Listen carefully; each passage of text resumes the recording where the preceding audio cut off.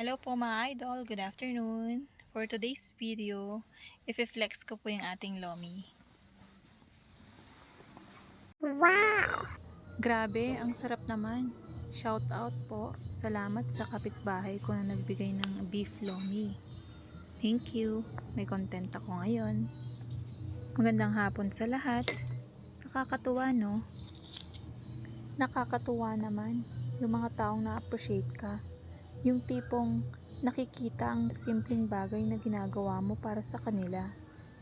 Yung mga taong marunong magpasalamat, gaano man ang naabot nila. Yung hindi nagmamalaki at marunong magpakumbaba. Ikaw din, matuto kang lumaban ng patas. Hindi palagi ikaw ang binibigyan. Sa konting meron ka, mamahagi at magpasaya ka ng kapwa. Dahil sa bawat binibigay mo, may kapalit na biyaya. Biyayang galing sa Ama.